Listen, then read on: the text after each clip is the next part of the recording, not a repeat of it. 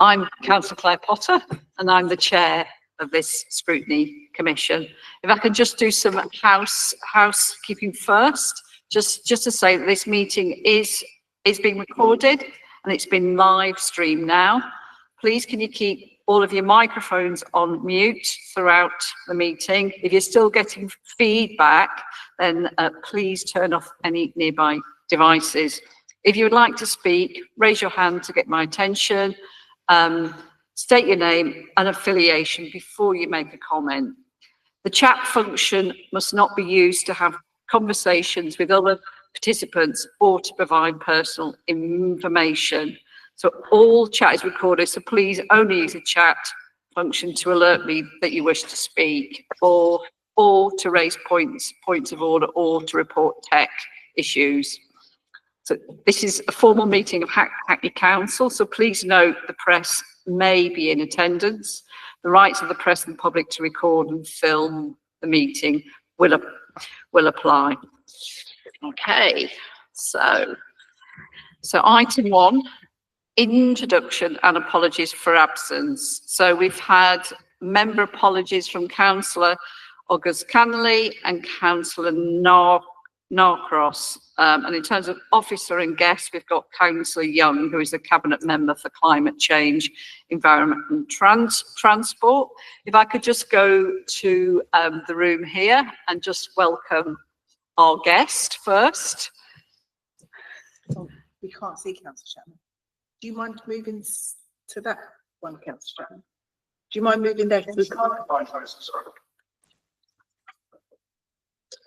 Can you just move to the middle bit there, because I can't see you because you're blocked by the camera. Sorry, I can't see. I'll introduce you shortly, Councillor Chapman, it's all right. I will go to the committee members first. So if I start on the back row with Councillor. Hello, I'm Penny Root, Councillor for Victoria Ward. Councillor Liam Davis, Stoke Newington Ward. Patrick Pinkerton, Councillor for Caysmove Ward. Councillor Jasmine Martins, de Beauvoir Ward. Councillor Gilbert Smith, Councillor in Stoke Newington Ward. Nice to see you. Okay, and present in the chamber, we have Councillor Robert Chapman. If you'd like to say hello and your title, Councillor. Hi, I'm Councillor Rob Chapman. I'm the Cabinet Member for Finance, Insourcing and Customer Services. Thank you. And if I could just go to our guests in virtual attendance.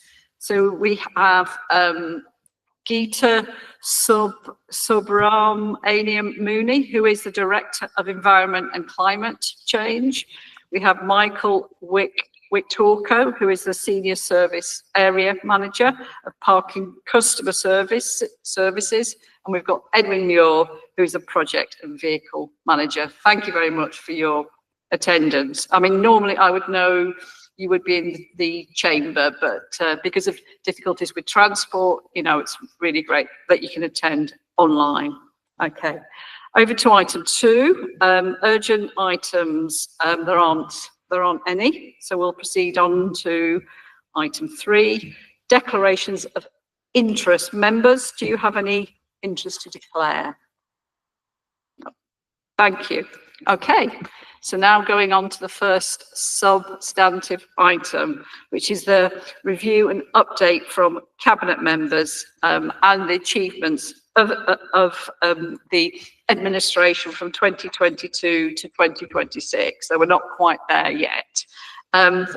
If I could just say, we did have the other Cabinet members that come and report to this scrutiny meeting in July. So just to say that we just have the Cabinet member that wasn't able to make it July. So you are very much welcome.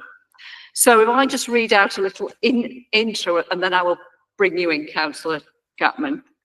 So this item is a Cabinet member update about the manifesto commitments of as I've stated. Back in June 22, though I don't think you did, Councillor Chapman, at that time, Cabinet members covering some of the briefs in SEG came and talked about how they intended to deliver the manifesto commitments and the pledges over the term.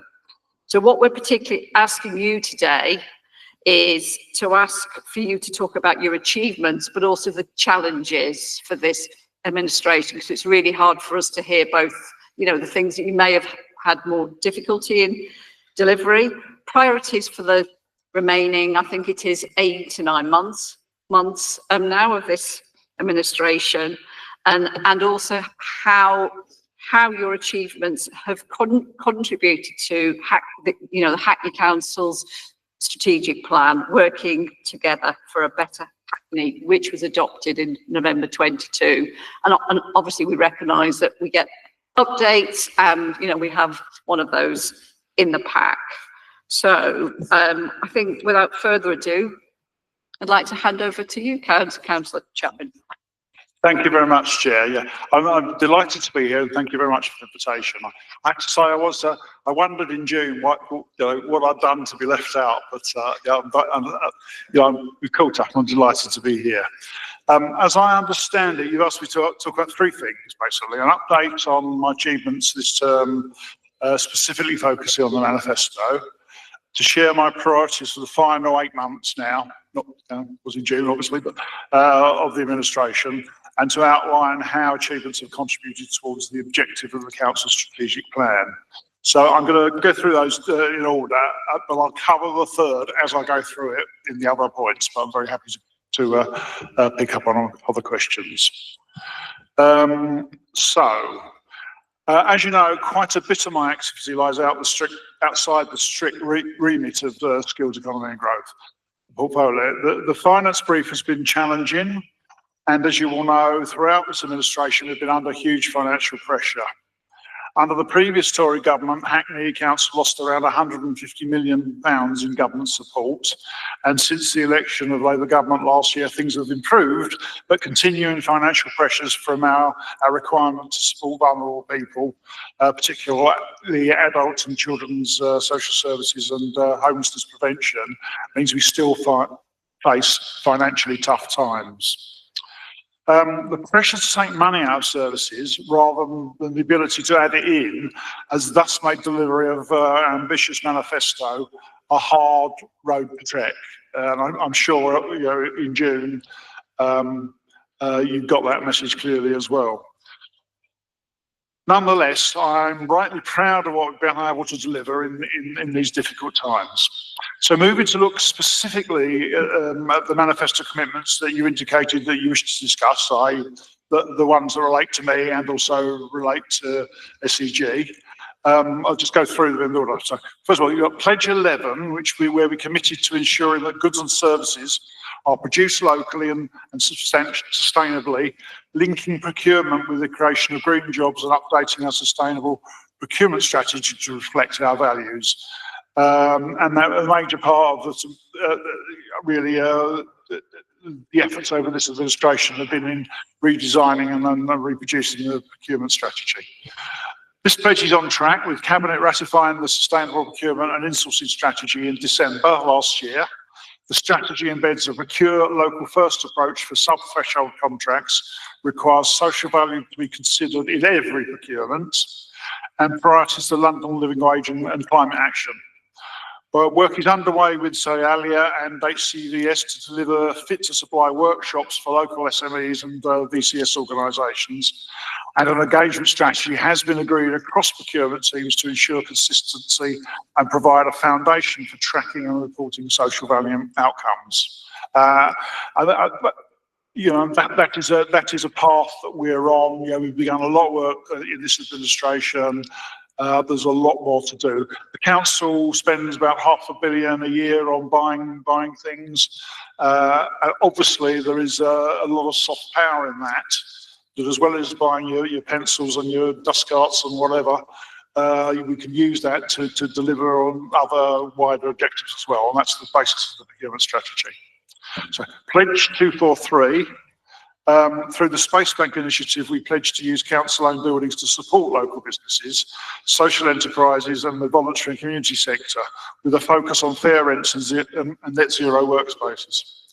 Delivery has been challenging due to financial pressures and the need that property use has to be financially sustainable. But significant progress has still been made, and we were dependent very much dependent on additional funding. Shared use of spaces has been promoted, including Age UK's management, for instance, of the Mary Lloyd Centre, where Age UK occupy it along with 5 other similar organisations. The VCS-led shared power network has been established to champion equity and optimise the use of community assets, while pilots are underway to test new collaborative approaches to underused halls and libraries. The Affordable Workspace Fund has also supported improvements to council-owned sites across the borough.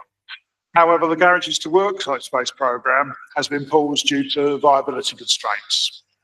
Overall, the initiative, well, there's some successes and some where we are still to do more. But I think there's been a remarkable start there, given the financial pressures we're on and the need to ensure that our property portfolio not only supports the community but also washes its face financially. So, Pledge 244, which we pledged to create a council to business brand to make it easier for local businesses to access council services and support. While there is not yet a single overarching brand, significant commercial activity is underway. Hackney's commercial waste service generates over 6 million turnover with a £1 million surplus. Hackney markets are moving towards self-sufficiency, and a major rollout of 3,000 electric vehicle charging points is in progress. Hackney Light and Power has launched a residential solar pilot generating 1 megawatt of clean energy to help meet our net zero target. And Connect to Hackney, a new joint venture, was launched in July 25 to strengthen recruitment and provide residents with job opportunities. To bring coherence to these strands, a comprehensive commercial strategy is being designed with members and officers and will go to Cabinet for approval for December 25. And that is very much part of the transformation programme. I think it wasn't covered tonight, but it'll be covered in previous updates.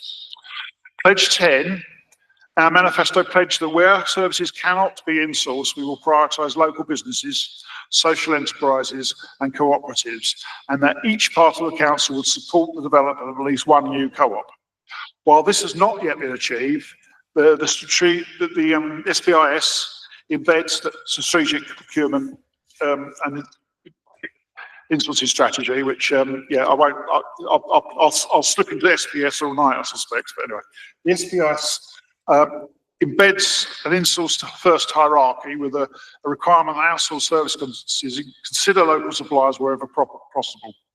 Hackney continues to lead this state nationally on insourcing, with 18 major contracts brought in-house in recent years, including waste collection, ICT, parking enforcement, high-rise maintenance. However, the creation of new co-ops has not progressed, as this is responsibility across council, and we're in the process of identifying resources to be able to do that. It's very much part of the new economic development strategy.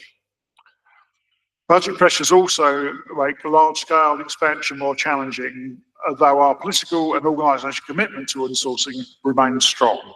But we have been knocked back because of financial pressures on some significant projects there this year, which we can talk about later if you want. Pledge 245. We've also committed to expanding Hackney's procurement pathways to ensure that local businesses can access more council contract opportunities. While delivery is at an early stage, good foundations have been laid. The procurement strategy team is working with ED to map local suppliers, including ownership, diversity and sector focus, to inform market engagement and contract design. Templates and processes have been updated to encourage the subdivision of contracts into lots, making them more accessible to small and medium enterprises and VCS organisations. We are working with local not-for-profit organisations to signpost business to the council's procurement pipeline. Officers are being supported with new resources, toolkits and training, but the outcomes at scale will take further time to develop. Right, the next thing is you asked me to share my priorities for the remainder of the administration.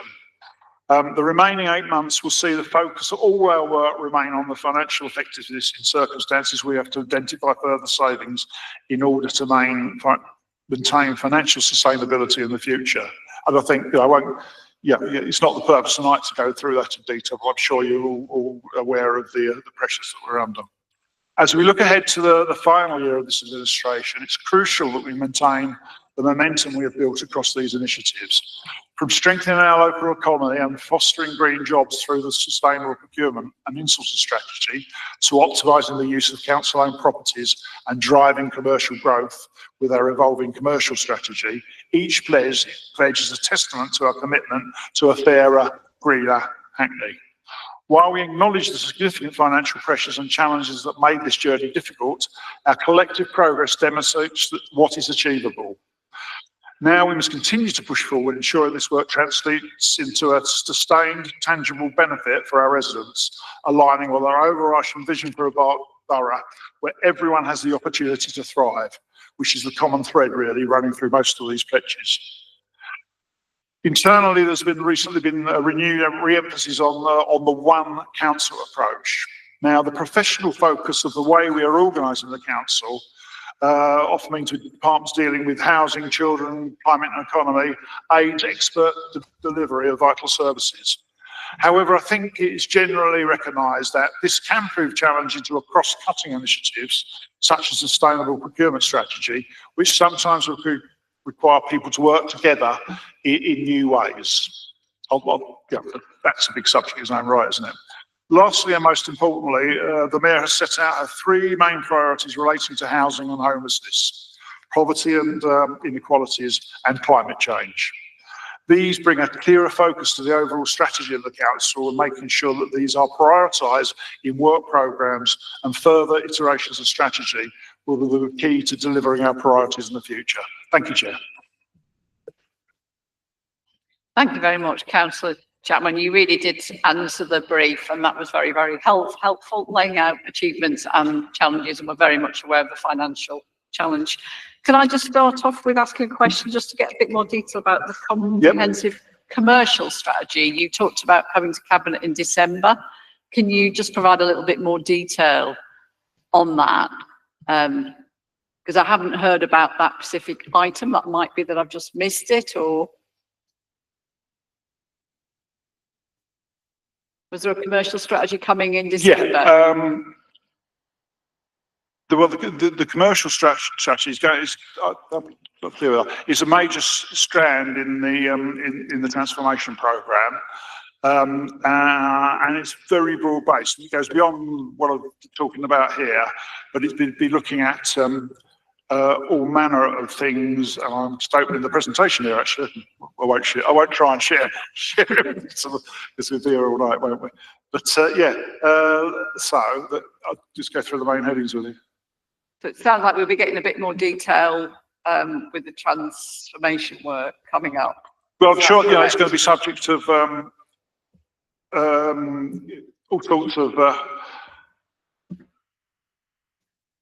all sorts of we get certain drop-ins and discussions as we go through it, and you know, as we have other elements of the transformation programme, but it's looking very broadly at things like, you know, the governance arrangement across the council, these cross-cutting issues that I was talking about earlier, and you know, so I mean, we talk about breaking down the silos. I'm slightly nervous about using that terminology because I think it's not meant to be pejorative, but you know, the reason we have silos is because we've got a very professionally based organisation dealing with really difficult. You know, we spend almost all of our money on social care, on homelessness, children, and yeah, that's where people's focus are. So when we say you've got to do all this as well, it does mean new ways of working, but there are huge benefits in doing that. I mean, the financial challenges being that officers have got to be more commercial, and we've got to be better at understanding what, you know, in a more visceral way, what we do costs and what its benefits are.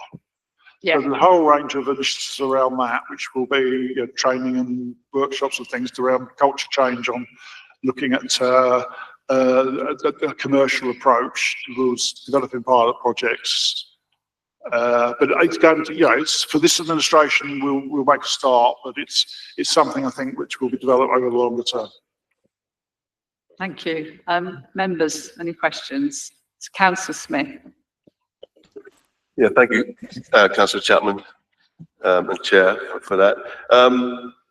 You mentioned £500 million we spend buying things locally. Is that right? Did you say that? £500 million? I did. Yeah. I mean, the metrics on that basically are really good. We've got a really good record of procuring locally in Hackney. So that's an absolute tick there for that one. On Pledge 11, which is, you probably don't know if you've got it there, Pledge 11.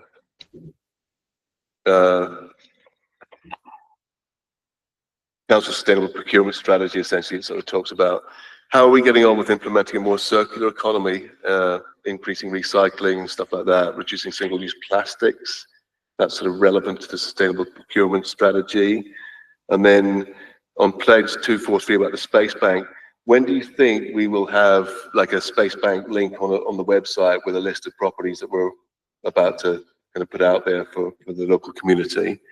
And then the last one, Chair, is you mentioned we've insourced 18 services brought inside the council. Has this resulted in savings? It's quite a simple question, but obviously quite a tricky one as well, I realise. There's 3 questions there, Chair. Yes. Sorry. I think I got the last 2 and not the first one. I hope Councillor Chapman got all 3. Well, they might.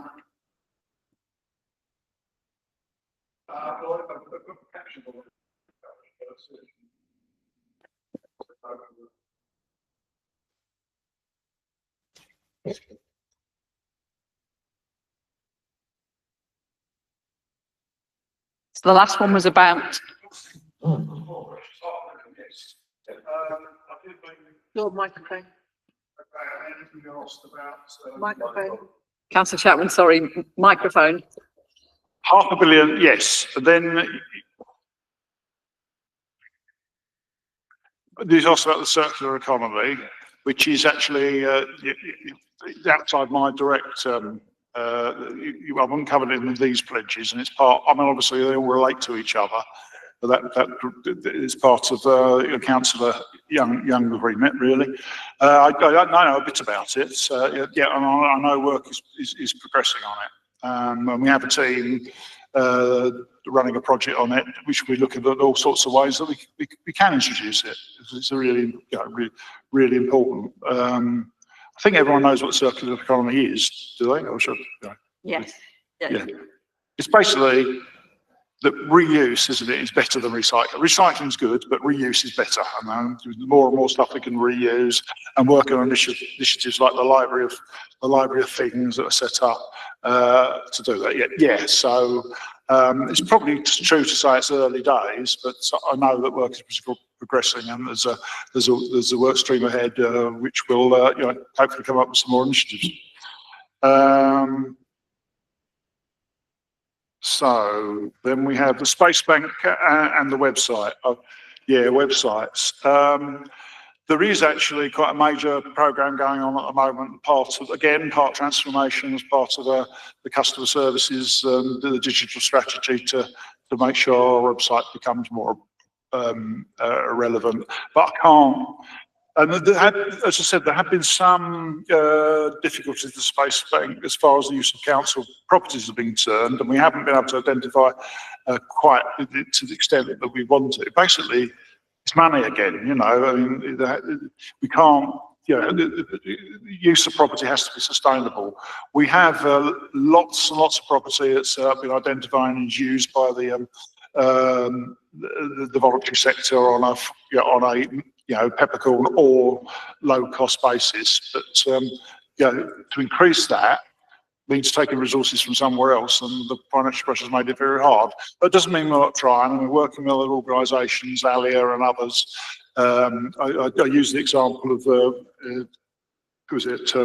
Age Concern, and the way that use of the use of that building has been sweated to make sure that more organisations and we'll be pushing things like that very heavily. 18 services. Has insourcing resource resulted in savings. Well, I think we could have done a better job in measuring that. I would say it does in the end. Because but the thing is that quite often the benefits are broad and diffuse across the organisation, and the costs are something where you've got one extra person there and you're paying them that much more. You know what I mean? Whereas I think the benefits we get from the social value in sourcing are really, really important. Employing more people in the borough. The ability, the control you have within sourcing and the flexibility, that when you're in a commercial contract, to change a commercial contract often means that when you want to add something to it, they always used to say it just costs a lot more to add something to a contract, and if you take something out, the savings sort of pretty trivial usually. So the flexibility over time gives you that, and we can look at some of our big outsourcing. Shall I say failures? What's the opposite? Where it wasn't that successful. The contract, the housing management contracts we had historically were not good and were better. Even with the problems we've got now, are better than certainly I think than when it was outsourced. And IT, which was a bit of IT and benefits, if you remember, were a complete difficult situation because of the lack of control when you're trying to deal with constantly changing circumstances. So I think it's unfortunate that the benefits are sort of widespread, as I said, and the costs are all too easily to measure. But I think it does. I really passionately believe in it. I have this argument all the time with people. You can imagine, can't you? Is that that's covered everything now? Yeah. Okay. Thank you, Councillor Chapman. We've got a question from Councillor Martins. Have any other members got questions? And then Councillor Root. Councillor Martins. Thanks, Chair. 2 questions. Just on Pledge 243, you mentioned that the Space Bank project's currently being paused due to liability constraints. I just wanted to ask, do you know pause until when? And then on Pledge 244, just around the branding and council to business, I just wanted to ask, given that there are some services that we do council to business anyway, like you mentioned, Hackney, Light and Power, is there a need for a brand given we are already doing that? Thank you.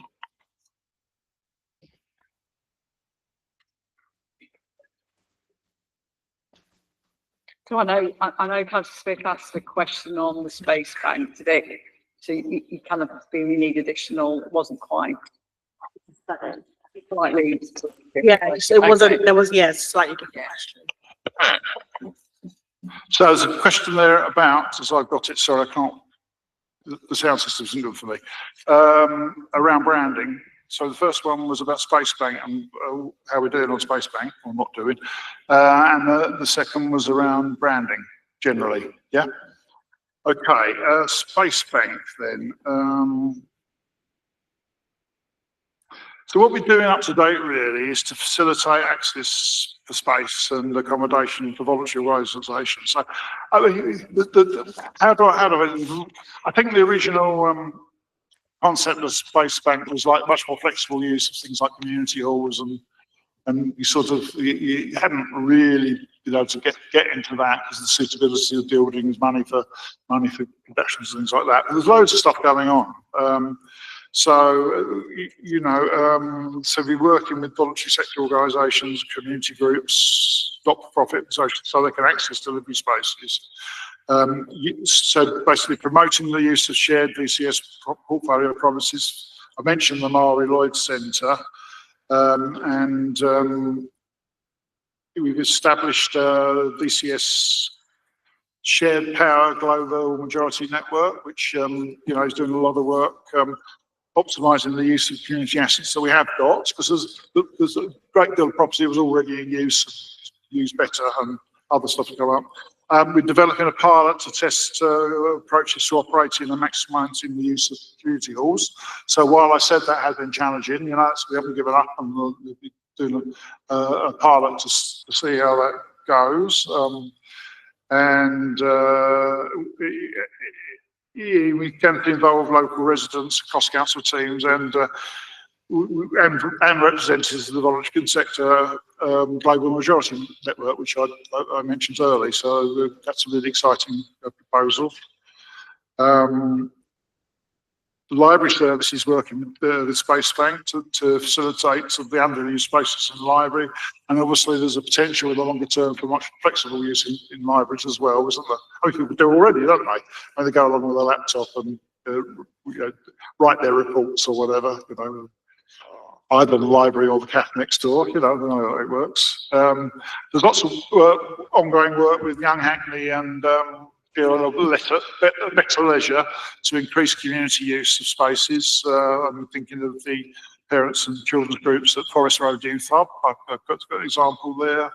There's work going on with ECS to facilitate London Gypsies and Travellers' Rights Bright Futures project, which is operating from, it doesn't say where it's operating from, council premises.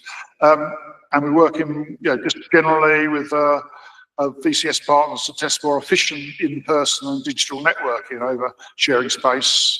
For instance, the Strengthening of the Communities event we had and Public Health Social Connections celebration is upcoming in September. We've utilised as much funding as we possibly can from outside. There's Greater London funding and the Affordable Workplace Fund. And of course, Section 106 money too. We've drawn down to alleviate the problem of resources that I've said. So I think I'm probably too apologetic to start with. Because I think we haven't had a grand scheme in quite the way that we might have envisaged it when the term Space Bank was coined. But we've done a hell of a lot in other ways, and we've to meet that objective, or try and meet the objective. There's more work to be done there. I could go on. I won't. Okay, branding. Yeah, I think we could look at that. I've got the note on branding as well, but I think we have got there's some brands already, isn't there? Hackney Energy has its own brand, doesn't it? So I don't think you change that, having launched it very successfully, But I think more generally, there are a collection of just general enterprises in the council that could be, you could describe as this brand. I think we'll see what comes out of the development of the commercial strategy. I can see the use for brands, and we've got it there as a government. But the more important thing is to embed it in the way that the council works. I think there's use for brand. We have obviously companies. You've got the waste company and others which are using, which gives us companies give us an ability sometimes to do work which is slightly outside the remit of the local authority, like working in other areas, for instance. I think the main aim is to mainstream it within the authority, so it affects the thinking and the behaviours of people in the way they do it. I mean, the famous example of that is the dog kennels, isn't it? Where previously we had a statutory obligation to look after dogs that are found on the street, and John Wheatley was at the time, wasn't it? And the staff there thought, well, okay, why have we got this? Why don't we've got space, we've got facilities, people have to look after them. Why don't we expand it to looking after the animals of people who are going on holiday who live in the borough? And it's been a really successful operation. It's just applying that mindset, isn't it? Thank you, Councillor Chapman. And now Councillor Root. Thank you very much, Chair. First of all, I wanted to ask about Pledge 10, where you said that there's essentially been very little take-up from cooperatives. And I just wonder, I mean, Hackney's quite a young borough. It's got lots of entrepreneurial spirit, lots of younger people who want to work together to do things. And I just wonder what, if any, help we might have offered would-be co-ops because it seems to me that forming a co-op is quite a daunting thing to do. And if we seriously wanted to work with co-ops, we need to be able to assist them in shaping themselves and getting off the ground, with just some sort of fairly basic business advice, really. So I wonder if we've been doing enough in that area. And I can think of an example that you know of, actually, where there is a group of people who are wanting to form a co-op, and I don't think they're getting any help or support from the council at the moment. So that's one thought. I do want to probe a bit more about the space banks, because when they were originally conceived, the space banks were about making a much more dynamic use of council properties like, as you say, community halls. Our community halls are currently expensive and significantly underused. And I wonder if part of the problem with trying to make those into spaces which could be used more is because of the problems with the tie-up of the community halls being linked to the service charges that people on estates pay. And the fact that that basically constrains the use of the community halls so much that they can't really be used as space banks. But in the meantime, they're not being effectively used. I mean, a lot of them, not all of them, but a lot of them. Councillor sorry to interrupt you, just to point out, community halls are not under Councillor Chapman's remit, so I don't think. Yeah, but I just feel that you know, that by kind of dismissing them, because they were such a fundamental part of the Space Bank project for a start. Anyway, that's a thought about space banks, because I actually think that whilst they're down here as being amber, I can also think of, actually in your own ward, the garages that we had hoped would be used as workspace. When you say that the garage proposals have not been viable, I wonder why they haven't been viable. Have we sought other commercial partners to help us to make them viable? I'm thinking about, you know, fairly big companies like pension companies or John Lewis, who've all been talking about getting more into property. And have we tried to partner with others to try and make those opportunities viable? Because again, a bit like the community halls, those garages are just sitting there doing nothing at the moment. So that's a waste. And finally, I just wanted to ask about number 245, the expansion of council-led procurement pathways for local businesses. It's just a question really about what counts as a local business. So for example, is Amazon a local business because they've got their headquarters here? So if we're buying through Amazon, does that mean that we're using that as part of our definition of success, or so what is a local business on this definition? Thanks. Question, actually. Okay, there's quite a lot there. See if I can capture it all. So where should we begin? Do we start with community halls?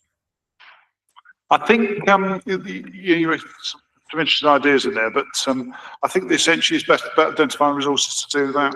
You know, you've got a community hall. We do use it. You know, if someone wants to rent it, they can. But in terms of adaptations to it, you know, setting out as office space or permanent workspace, we managed, like, you know, we've not.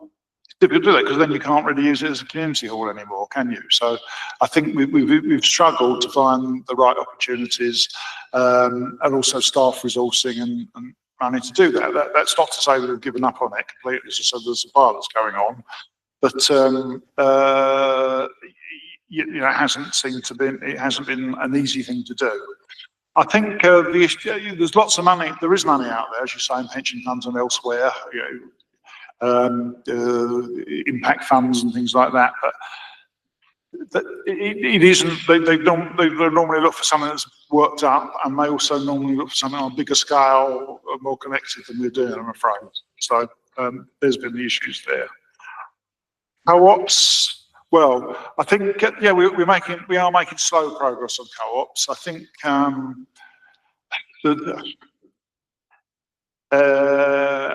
yeah, we need to work with the co-op sector in the borough. I mean, they're perhaps not connected up as well, you know, in that well. I mean, we are obviously working with Hackney Cooperative Development and other organisations such as that, and our own economic development unit will be looking with co-ops alongside social enterprises and voluntary sector organisations, things like that.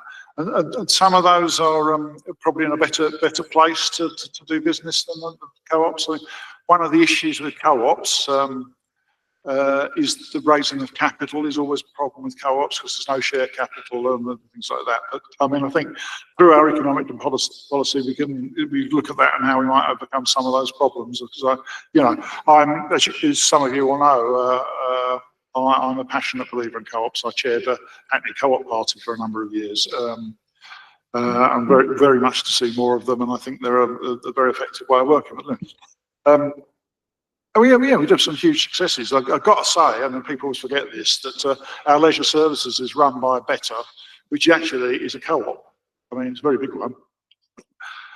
So there are some spectacular successes in this area, but it does need more work.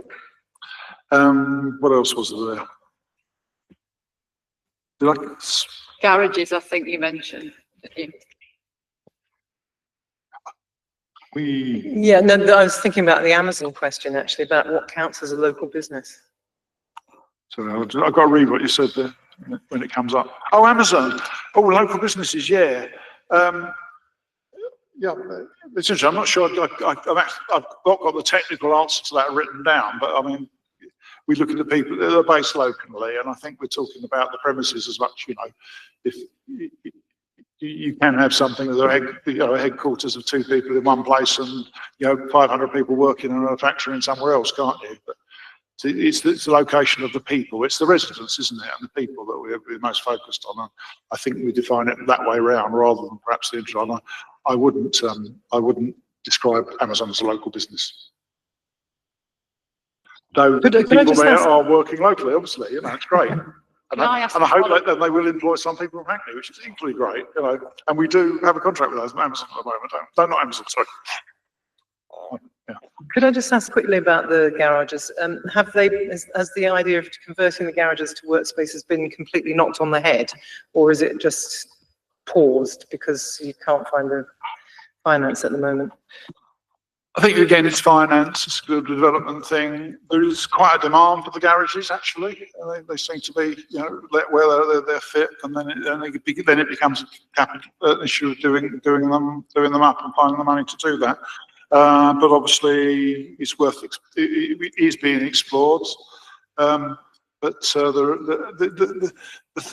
there are a lot of initiatives in this area, and we're doing an awful lot of work and achieving quite a successful outcome. But in many ways, there's many different ways of doing things, and some of them have been concentrated on the easier things, have also been concentrated on more than the hard things. But yeah, it's still a possibility. But right, as I said right at the beginning, the overall issue is property has to wash its face in a financially sustainable way. It's when we lost 150 million in government grant, and we're in the situation where we only balance the budget by dipping into reserves. There isn't the additional pump priming money that we'd like to have to do this. I mean, we can get bits and pieces from Section 106, and the GLA is still funding, and we make maximum use of that where we can, but it's an issue. Okay, I thought I'd ask a couple of questions. All right, now. okay. So just to go back to the co-ops, actually 3, sorry, but we'll be quite tight. I want to finish this in 5 minutes.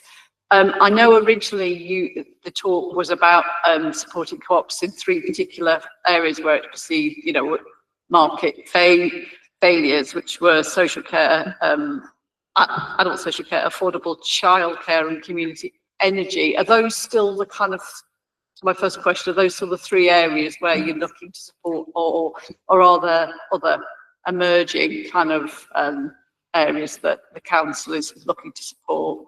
My second question was about, so, you know, there's a lot of really good stuff going on with the sustainable procurement strategy and the way you work with the kind of Councillor Williams and, you know, with getting contractors kind of committing to offer apprenticeships to our residents.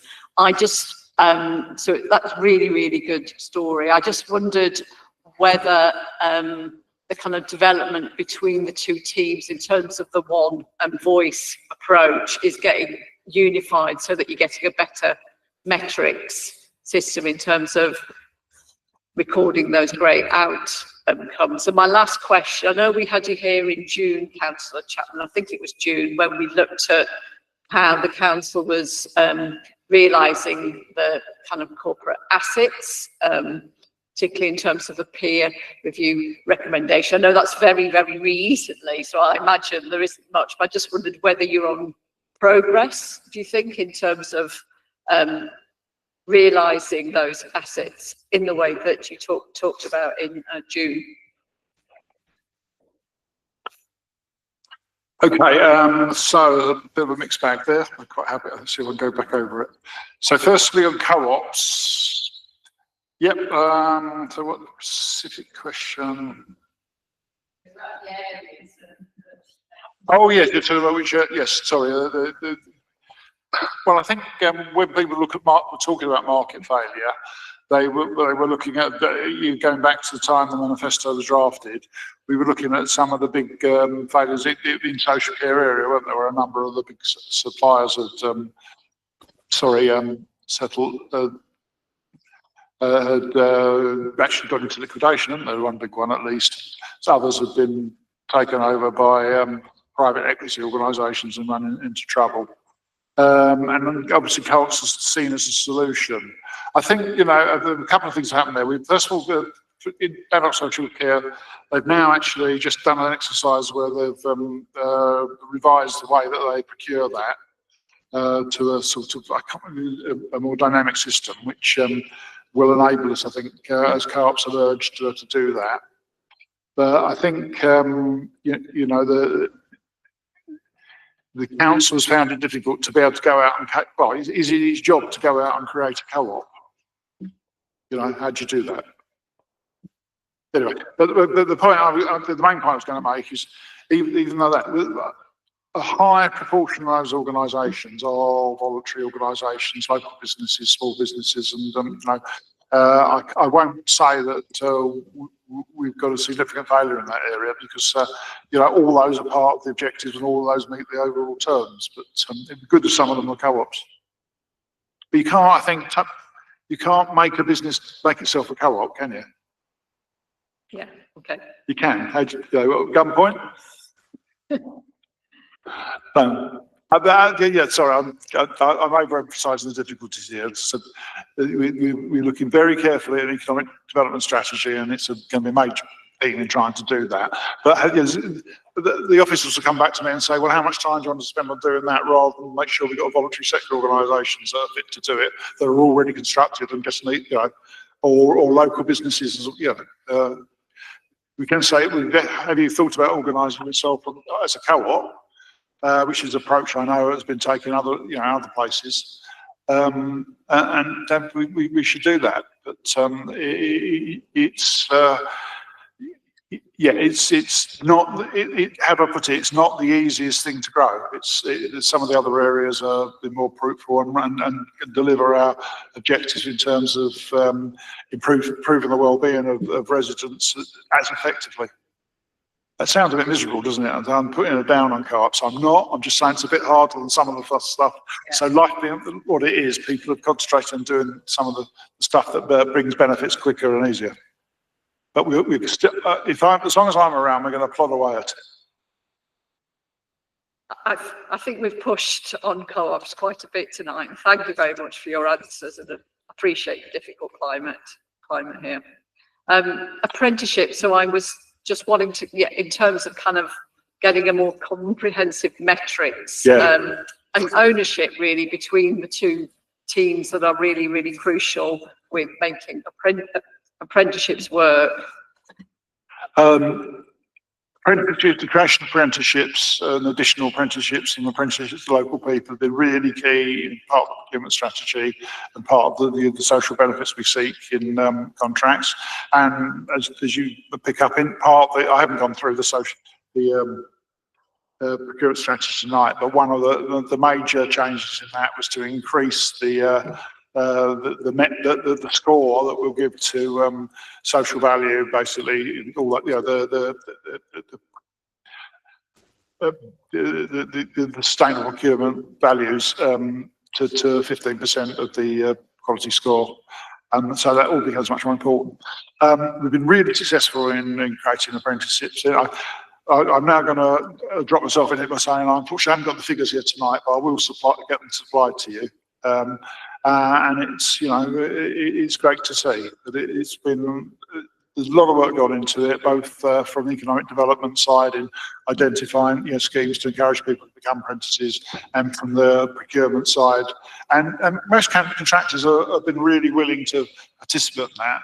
You know, so we expect like a major building contract to provide an apprentice place for every, so many £1 million worth of work. I think it's 2 off the top of my head, but I'll confirm that. And it's working. I think there's a general point about measurement, which is right. It's quite hard to find out what's happened.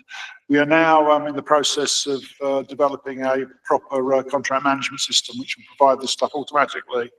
Previously, we'd sort of had to, you know what people say they're going to do when you let the contract.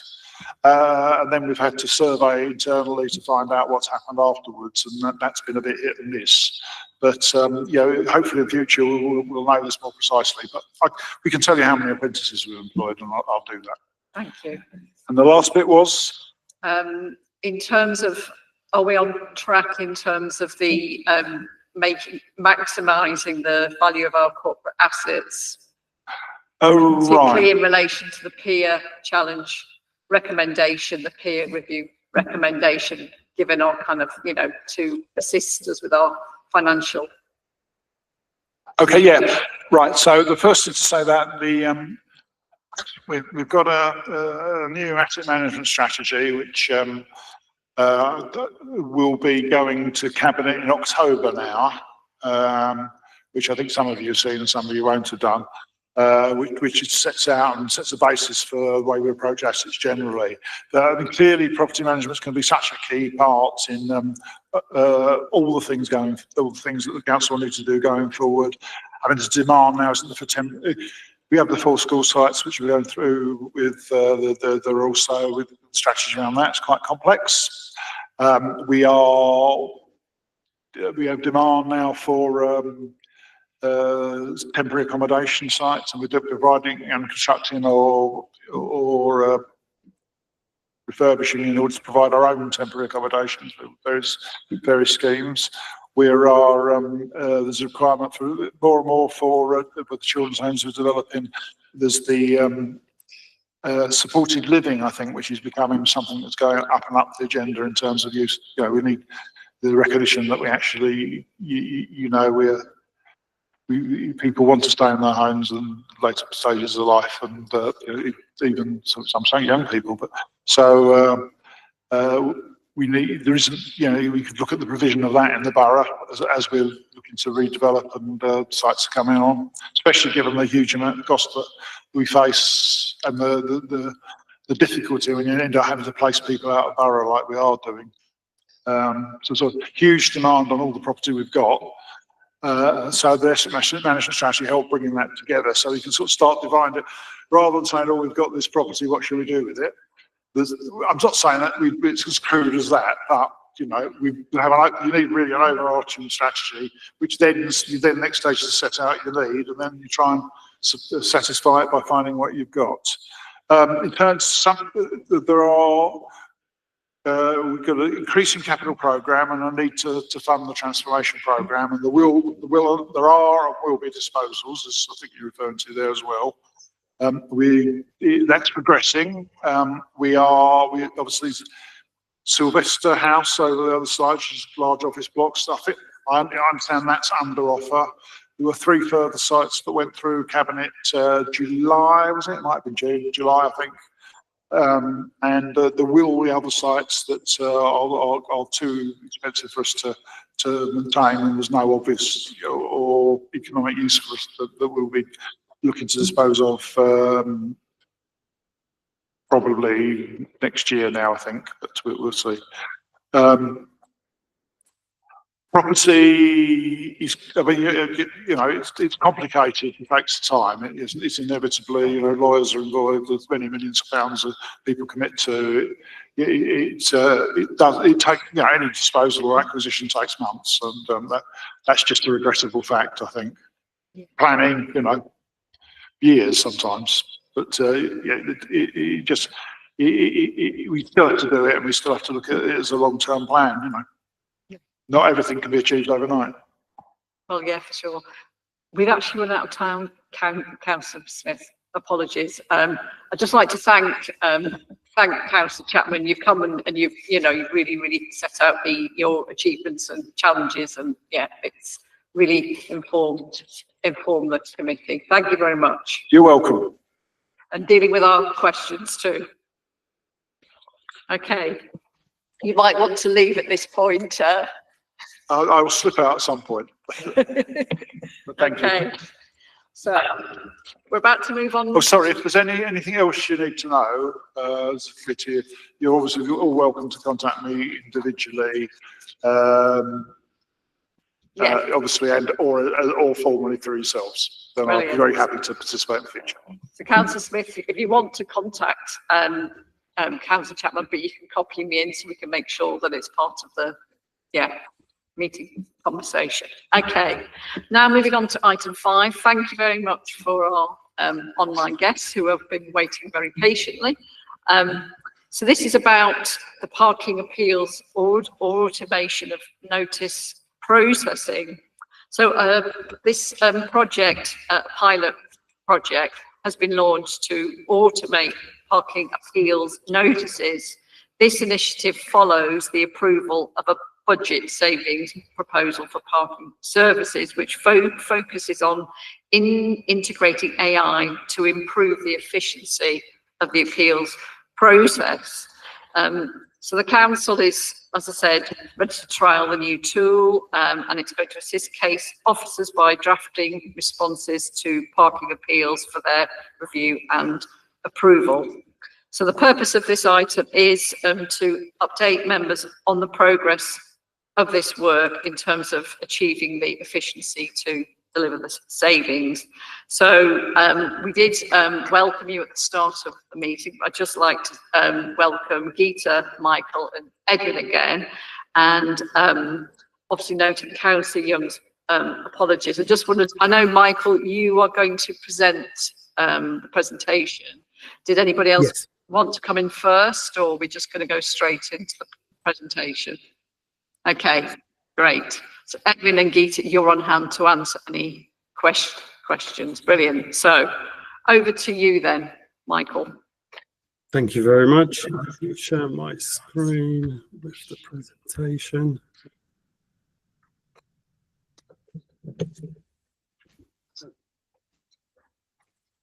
I hope you can see that. Yeah.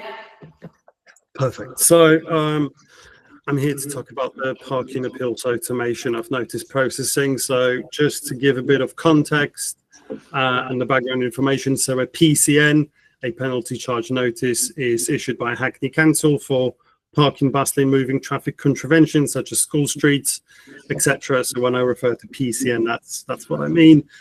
We also have representations or disputes, and that's the strictly controlled legal process by the Traffic Management Act, where drivers or register keepers can dispute, challenge the penalty charge notice that they have received.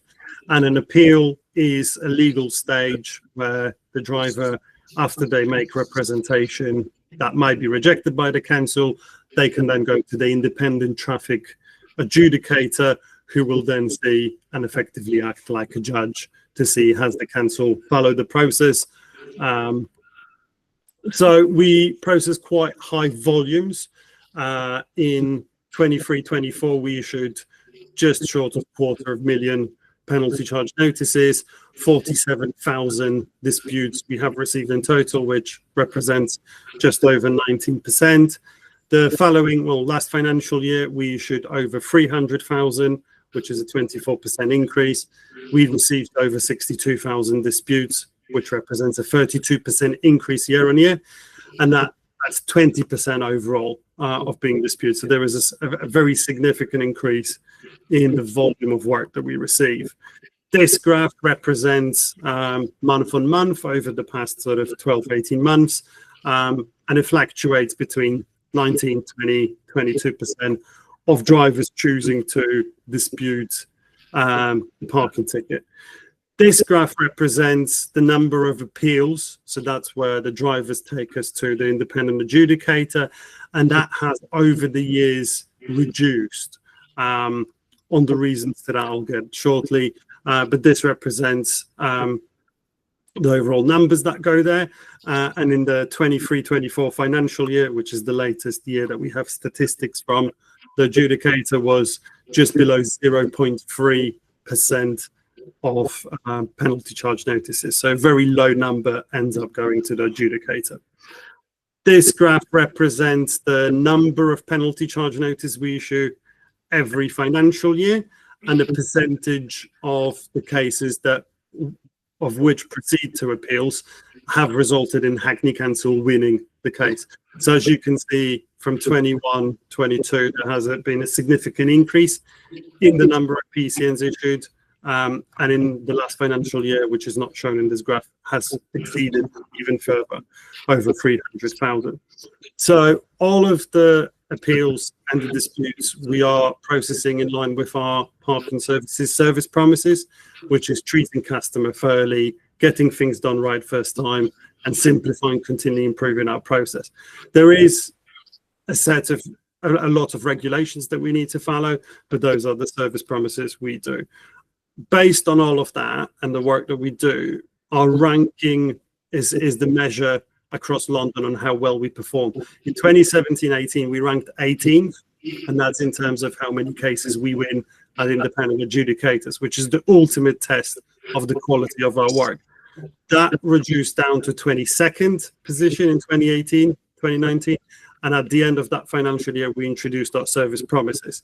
That meant the next year we went to be third, followed to be first, fourth, and the last financial year that we have on record, we've been number one in London. So we have the best quality of the parking tickets and the work across Greater London. And I think that's the context to very important of how we are implementing such tools. There is a lot of scrutiny. We're not just taking something off the shelf and let's see what happens. We are very careful on how we do it. So all those tens of thousands of cases are processed by our officers, and for each case, the process pretty much follows in the following steps. The customer submits a PCN dispute. Our parking officer reads the PCN dispute. The parking officer goes onto one of our ICT systems, selects a number of relevant tick boxes based on what they've read, and the system will provide the officer with a draft response. Because we deal with tens of thousands of cases, we have built quite a lot of ready paragraphs to cover quite a lot of majority of the scenarios that we receive. So that gives a very good starting point for the officer to finalize the response, which they then copy into a letter, tweak it, and then they review the final response, make the decision, and issue that to the customer. The customer then, if we reject it, has the choice to go to the independent adjudicator. So this process takes about 50 minutes per case, and each officer deals with about 30 cases per day.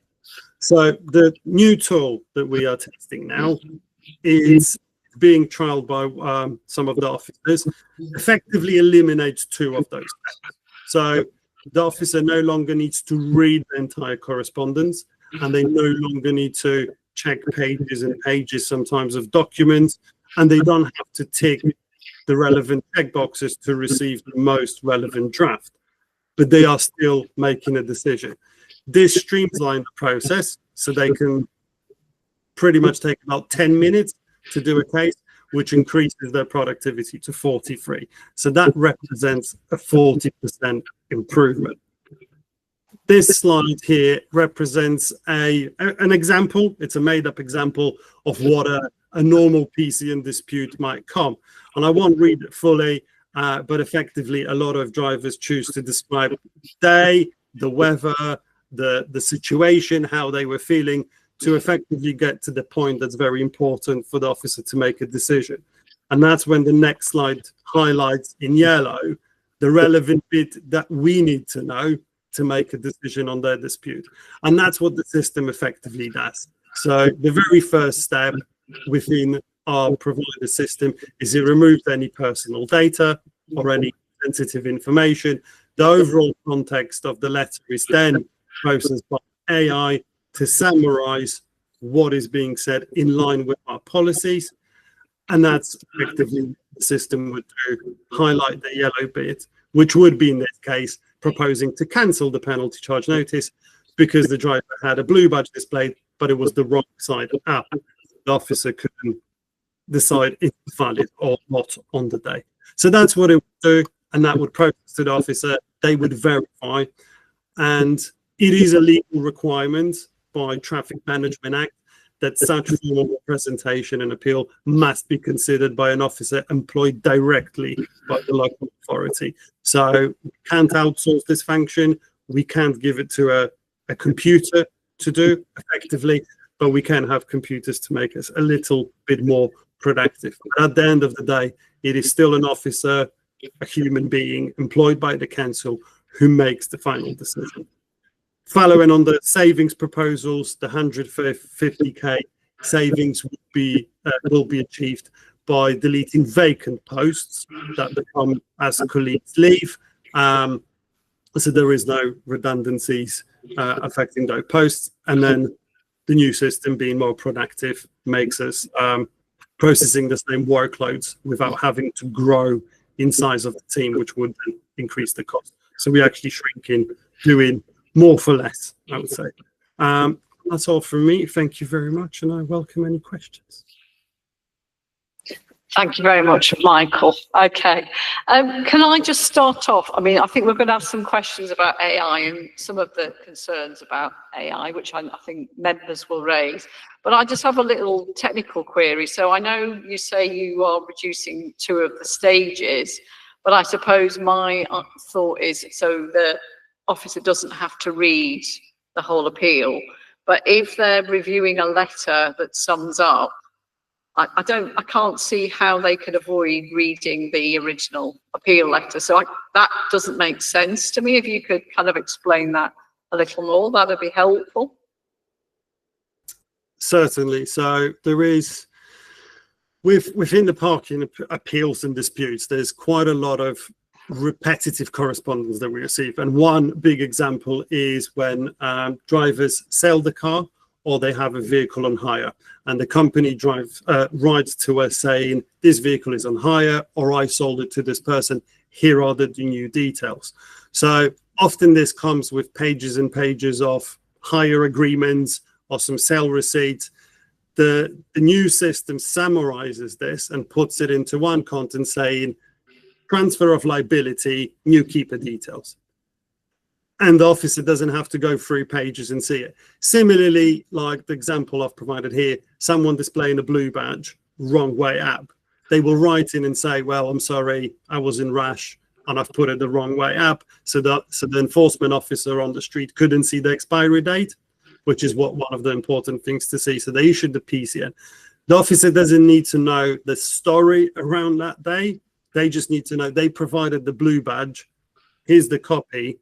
And this is the action to take, cancel it, because they had a valid exemption. So they won't need to actually read it. They will just see it. Here's the blue badge. It's valid. I can proceed. Or if the blue badge wasn't provided by the customer says they have a blue badge, the system will recommend, let's write back to the customer, request a copy of the blue badge. So it's really speeding up. There will be other cases where the system won't know and it's more complex or where cases of mitigation will apply, the officer will still have to read it. So that those cases will continue to be treated.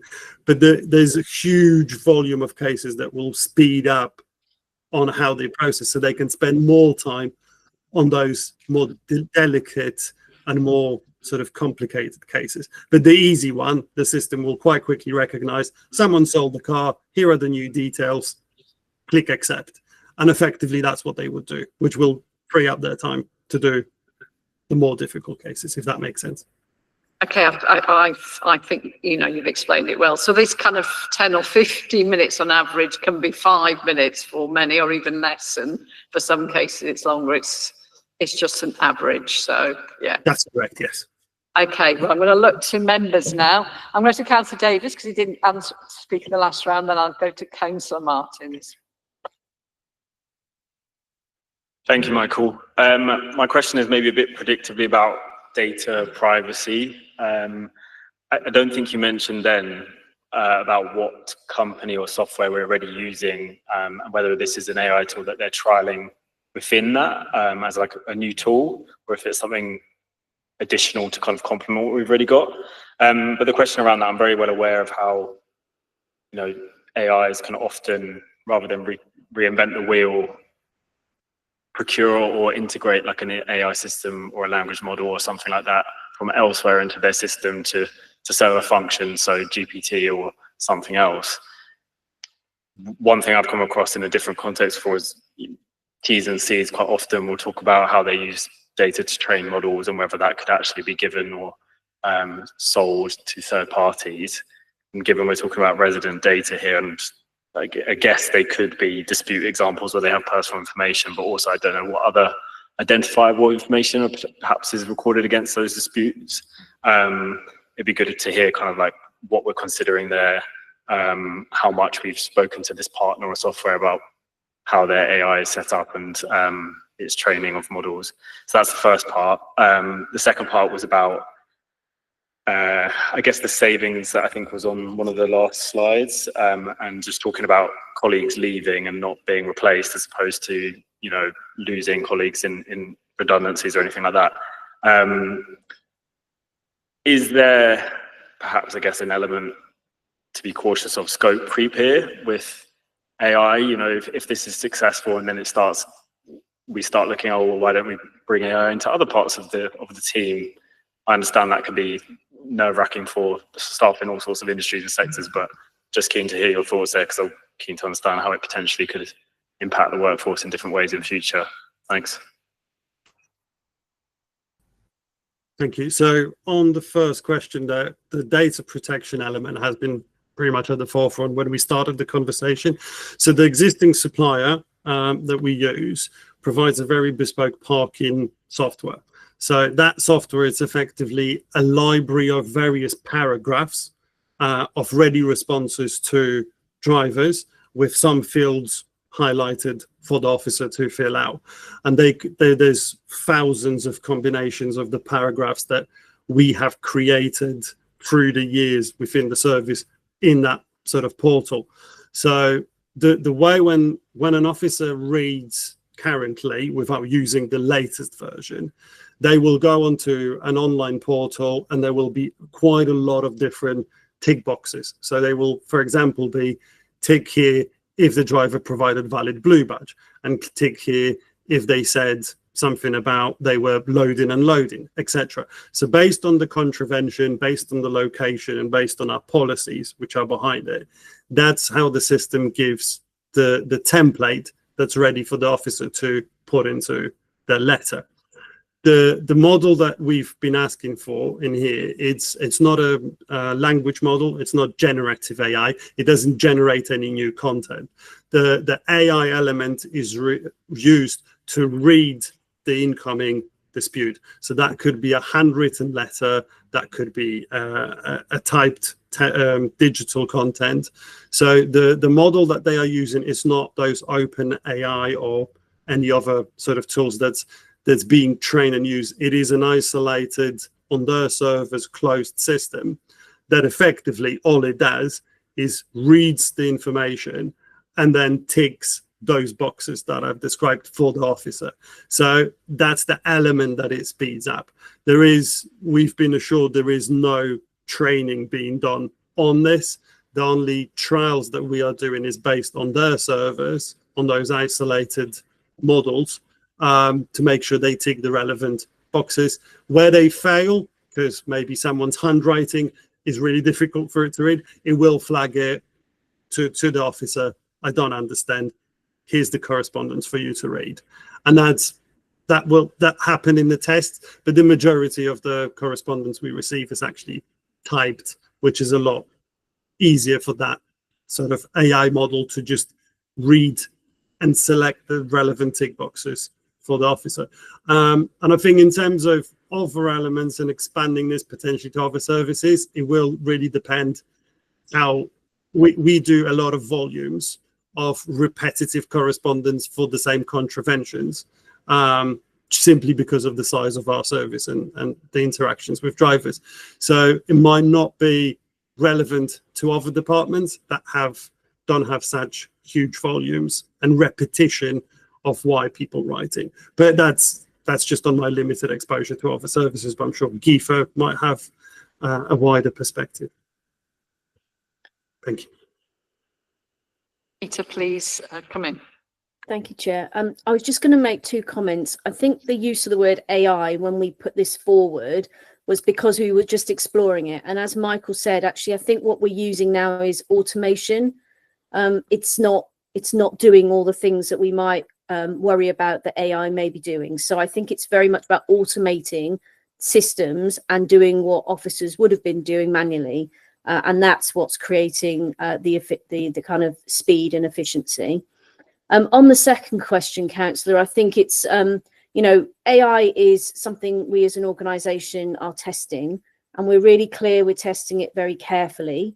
And so I think the way in which we're trying to do this here is automating systems rather than trying to run before we understand the full impact of any of the kind of AI implications. And you know that obviously as a council, we're using Gemini and we're testing different things in different places. And a lot of this is about being careful, sensitive, and doing it with caution and learning. And I think the parking service have shown that as they're doing this very carefully, where things may or may crop up, we will absolutely review that and take real caution in the way we're progressing with any of them, of the automated systems, or indeed if we do progress to AI in any of the other services. Thank you. Thank you, Geeta. I think you've had your question answered, Councillor Davies. Councillor Martins. Thanks, Chair. I think some of my questions were touched on, but I just wanted to clarify. In the old process, the officer would have been ticking the boxes. So in this process, is it essentially the automation basically selecting those options already? So those options are still there, but rather than the officer doing it manually, it's the automation doing it for the officer. Am I correct in thinking that? That's correct, yes. Oh, okay, thank you. And then the other aspect of my question, you flagged around if like someone's written in and it can't understand the handwriting, it will then be flagged to the officer so that the officer will have the full version of the written document. I just wanted to ask if that also would apply if there's like a language barrier, for example, and if like someone's writing in and English is not their first language, for example, will that also be picked up? Yes, so if the model doesn't recognize and cannot match this to the existing sort of tick boxes, it will flag it. And then if language barrier, etc., might be an issue, then that's where it will be flagged as well. But we have seen it picks up quite very well those even with sort of broken English correspondence pretty well in terms of what it means to match it against existing reasons and tick boxes within that. Thank you. Councillor Pinkerton. Hi, thank you very much. I was just wondering if you say in the slides, you talk through about how the system would, provide this proposed response by the system. In the example you gave about cancelling the PCN, as this is a first-time contravention, I'm just wondering, could you kind of talk through the process of what would happen if the officer disagrees with that proposed response? What are the kind of steps that they would take if they think the proposed response is incorrect? Thank you. Within the current trial, any response that the officer doesn't agree with, there is a function where they click on disagree, which is reported back to us and the supplier to recognize where it may have went wrong. But on the overall solution, which is used for the training and making sure it's better over time. But if they don't agree, then effectively it goes back to highlighting all of those tick boxes, highlights the original correspondence, and they can tick those differently if something was missed. But I think that sometimes we receive very complex arguments around legal points in parking or the traffic management order, which the system would most likely not recognize, and it really needs special intervention. So those is where officers will then go and draft a bespoke element, potentially using some of the existing templates to assist them. But yeah, they will just simply go back in the step and then review manually and tick the relevant boxes to obtain the right paragraph in the case, because that is effectively the main job they need to do, is to make sure the customer receives the accurate response. Thank you. Thank you. You had your question answered. Great. Okay, Councillor Root. Thank you. I just wanted to go to your example again, because from what you've told me, or told us, I can't understand how the example works from the system, because the council PCN, as this is a first-time contravention, where has that information come from on this example? Because it's not included in the letter. So how has the system arrived at that conclusion if it's not digging around in somebody's data to find out whether or not they've had previous contraventions? So the way the system works, when someone makes a dispute, it's processed on our parking system onto their case. That case is attached to the vehicle. So the vehicle, if it has multiple penalty charge notices, the system would know from that. It wouldn't be going through the other cases in detail. It would just know the count, that this is the first PCN or this is the 11th PCN. In some cases where it wouldn't know, or the data doesn't fully represent it's for the same driver, then that would be flagged for the officer to make a decision. So it would be a recommendation: if it's the first offence, cancel. If it's the second offence, check if we are actually told that customer before, because our first strike policy is if it's the first time they made that mistake, we will cancel it and explain to them the rules and why it's important to display the, for example, blue badge correctly. And then sometimes, even if they got multiple PCNs, the officer would need to check. So in this example, it's assuming there was no other fines issued on the system, so it would know there is no possibility other than this is the first offence. If there would be multiple, it would be for the officer, it would be flagged to make that decision. I'll ask a question, if that's okay. So, I mean, using this tool, I think you really made it out clearly. I suppose what would be really good to have confidence in that, you know, the monitoring that you're going to do in terms of seeing any bias and potentially any discriminatory response, you know, to the appeals process. So how are you monitoring them? I mean, I realise that humans can also have bias, so it's just another system, but how are you monitoring that this automated system is not going to produce bias?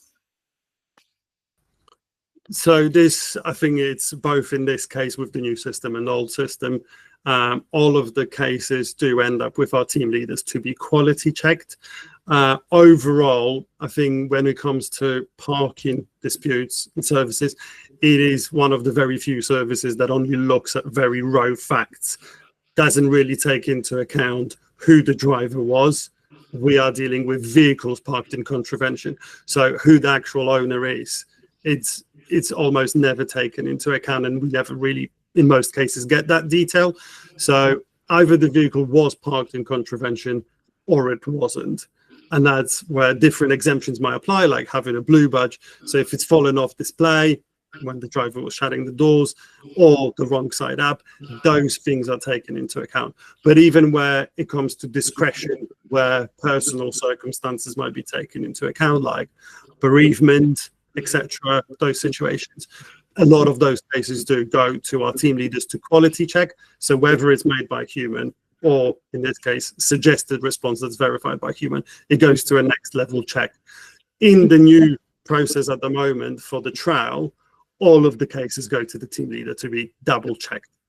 So, and that will continue to be a measure we would be implementing for quite some foreseeable future until we grow really, really confident the system doesn't make any mistakes, which is what we have done about 10, 12 years ago when we introduced one of the first system with the tick boxes to suggest paragraphs.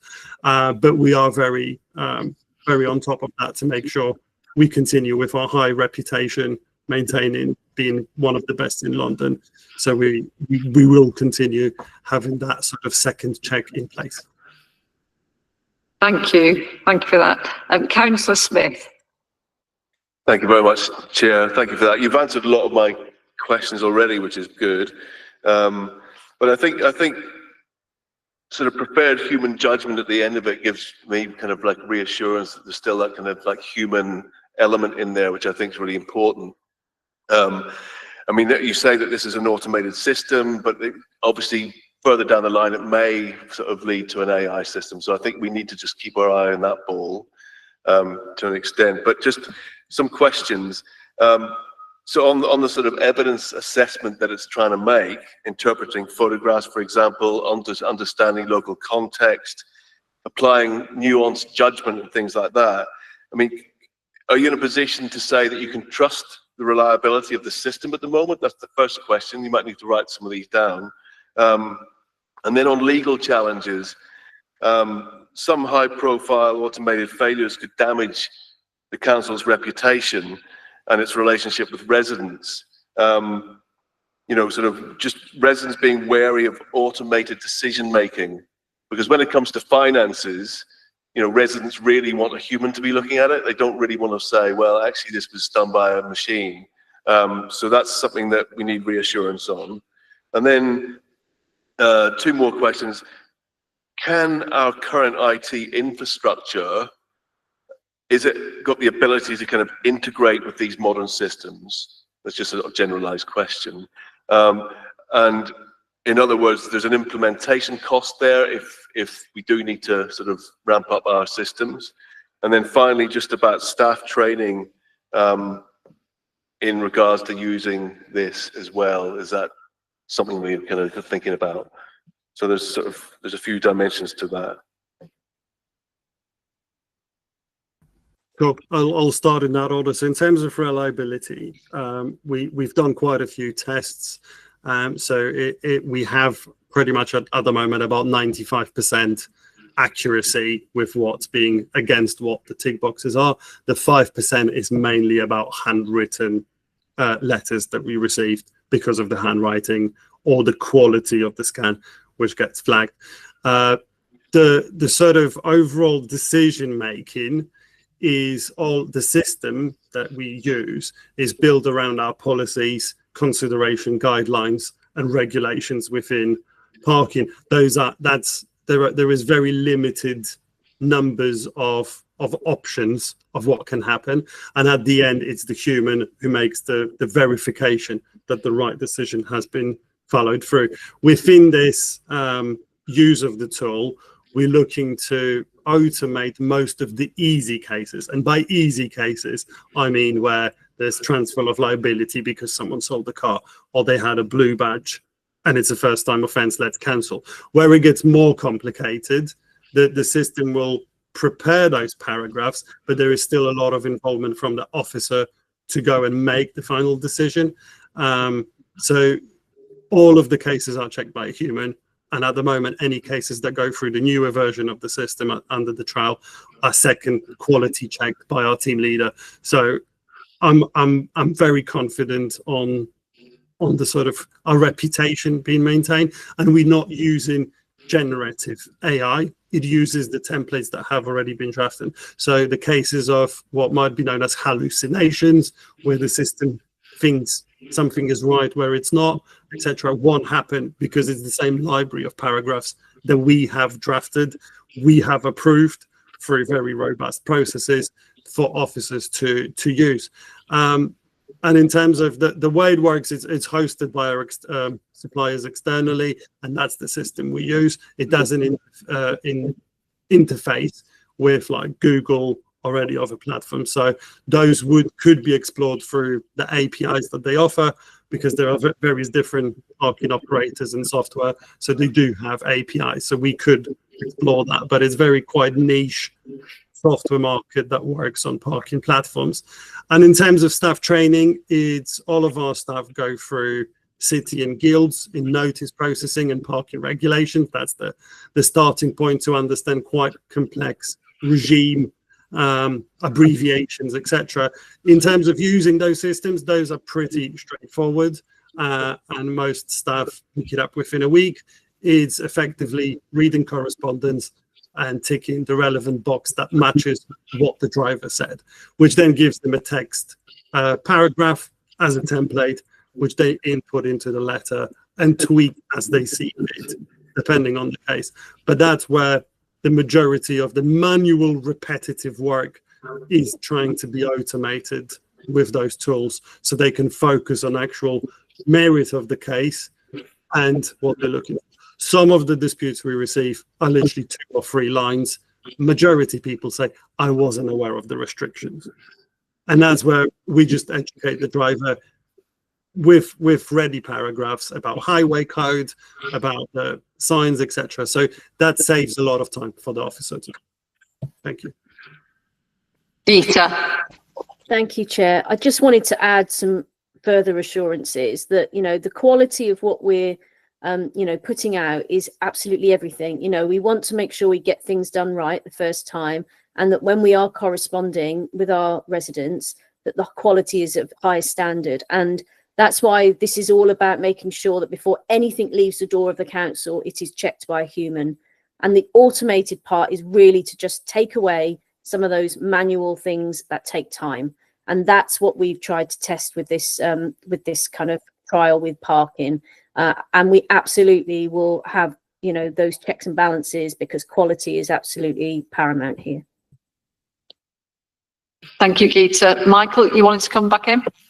If I may, just one more point, and that's if we would make a wrong decision, hypothetically, the first point of appeal for the driver is to go to the independent adjudicator. And we are having very high reputation of being #1 in London for many years, and we take every decision where we lose very seriously, and that's scrutinized by the management team, etc. So if something would start going wrong, the first external test would be independent adjudicators, and they have a very low tolerance of councils not following the process. So we would hear as soon as that, and that would mean we would stop any systems or fix it if that would be going wrong. But that would be the external test. Thank you. I think, committee members, we have had some reassurance. And as you said, you know, if you know, the numbers change in terms of the appeal adjudicator, and that's going to be again a big warning bell as to, you know, the number of cases going up. So just to say that, you know, we also realise that this crucially, as well as being much more effective, it's about managing resources well. So very much appreciate that innovation that you're following here, and I think you have kind of calmed some of our fears, and you know, we look forward to kind of, I'm going to end that. And you know, we look forward to kind of hearing from you again about how it's going. And yeah, thank you very much for attending tonight. I'm now going to draw this item to a close. Thank you. Thank you, Chair. Thank you. So please drop off the meeting at your leisure. Yeah, we're probably going to go for another 10 or 15 minutes. Okay, thank you. Again, Councillor Pinkerton, apologies I didn't take your question, but if you want to kind of direct it through me, then we can make sure it's part of the meeting notes. Okay, so item 6, minutes of the previous meeting. I hope you've all had time to read the meeting minutes that were held on the 16th of June 2025, and they are pages 107 to 135 in the main agenda. Has everyone been able to read, and those that attended agree the minutes? Yeah, great. Okay, so the minutes for the 7th of July, quite a big meeting, if you remember, are still to come. So we should have those for you for the next meeting. Okay, item 7. So the Skills Economy and Growth Work Programme for this municipal year.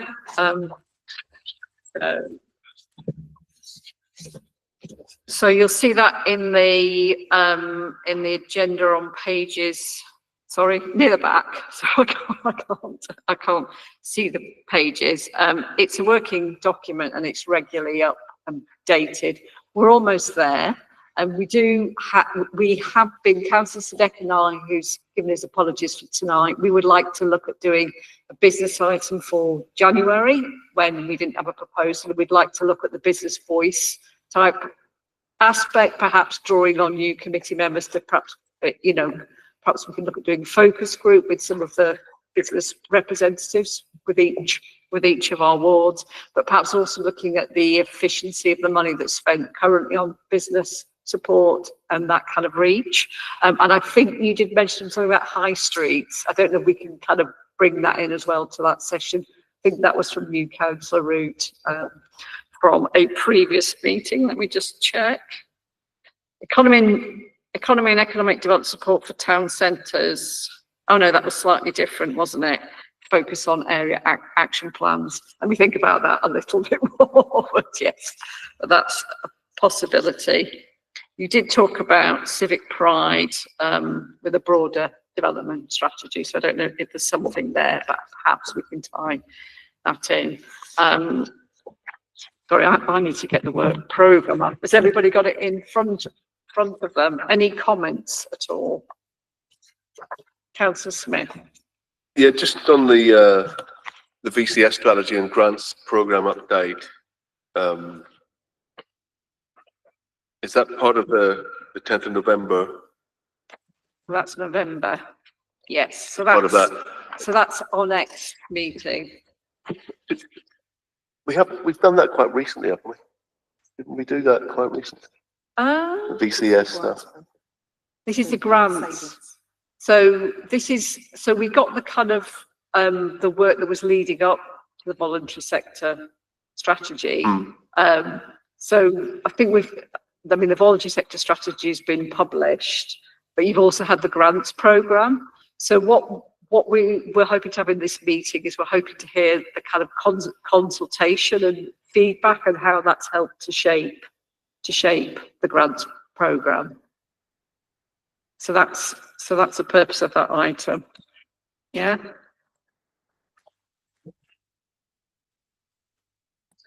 And just on the transport strategy as well, is that post consultation? So the transport strategy, they had their open consultation, which was just inviting different ideas from members of the public, and they also came to SEG. So the process that they're in, where they're at, is they're going to come and almost present where they are not quite fully because the draft won't have been published then. But they will be about to go out to consultation. So it's SEG's opportunity to feed into that formal consultation process. But also I also talked with them about how important that many members feel about different aspects to a main and roads strategy. So we won't maybe not be able to go specifically in detail in all the different main road schemes. I certainly said, I've certainly highlighted that that's quite a key part of that meeting as well. Sorry? Oh yes, and we've also invited TfL, because what we're particularly keen to hear is how that's kind of coordinated. We thought perhaps the size of the meeting, we did consider perhaps inviting another borough, but we thought that might be a bit too much for the meeting in that sense. But TfL could come and be able to talk about how, the Hackney's plans are kind of working in terms of London plans, and be able to give them indication of how that's working across borough boundaries too. How does that sound? So the January, as I say, I think it'd be good to do a business focus one. So the transport is December. January is a business focus one. February, we'd like to visit the Green Skills Hub. And we either kind of, in terms of the actual session, we either kind of gear it toward more of a skills focus around this Green Skills Hub, or we could do a kind of more kind of sustainability session that brings in the Green Skills Hub. So I know you raised about looking again at solar panels, Councillor Smith. So we can scope out that with input from you a little nearer to the time. And then finally in March, we have the nighttime economy strategy, which will have been implemented for about 6 months, but it also brings in Councillor Martin's suggestions around that and looking at the effectiveness of schemes like Ask Angela, etc. Councillor Smith. Yeah, sorry, just to shift back to the transport thing again, just sorry about this. Because at the moment they're going out with the draft strategy in the autumn 25. They don't say what exactly when. Would it not be better for us to do a scrutinize this when the consultation comes back? I think the timetable slipped a little. I mean, I'm trying to remember from having a conversation with Tyler whether it will be out at that stage or it will be short. Maybe we could swap a set of items and maybe do the transport one a bit later when we've got the results of that consultation for the draft. And they were very keen that they came in December, but they will talk about the consultation that they did earlier, the open consultation, and the results of that and how that has fed into the transport strategy. But my understanding is they will present to us largely what is going to be the draft transport strategy. They just won't have published it formally. Yeah, I suppose I just wanted to have the ability to scrutinise the final thing, really, I suppose. Yeah, Tracy. I'm just going to come in. So the first consultation, remember their consultations in phases. First one was the evidence-based to draft the strategy. They're going to come to us just before they go out to consultation on the draft strategy for you to feed in. So that's December. The draft strategy should be going out, I think he said January time. Right. They would publish the draft strategy for the public consultation. And then obviously they will come back after that consultation with the results of the consultation. But you will get an idea of that draft strategy that they go out to and be able to make a comment on it. Will we have time to comment on that before the end of this administration? I mean, the kind of process, the length of the process that takes, if they're going to consult in January, I mean, I would imagine it will be the next municipal year that so we will. So we could look at them coming back in early in, the municipal year. Yeah, depending on, the timetable of events. That makes sense. Councillor Pinkerton. Just on VCS, to go back to that, will we be at any point inviting, like voluntary community groups to give their views on the grants program? Would that be something that would be much later down the line once the changes are kind of embedded, or would that be something to fit in at any point? Nope. Okay. Tracy. So we did talk about that. So I know Councillor Walker wants us to bring in HCVS, but I will speak to the officers to whether there's any specific groups that we can get in. Sometimes it's just a bit hard to just get them in, because then if you pick one over another, you can get into that debate. So HCVS was definitely one we wanted to bring in for that discussion, but maybe we'll see if we can do some other organisations as well. Yeah. Any other? Are you okay? Is it okay to agree the work programme on the basis that we've laid out? Thank you. So I think as a final item, any other business? Yes, it is. And I haven't been notified of any of the business, so I can formally conclude this meeting. Thank you all for attending and your contributions.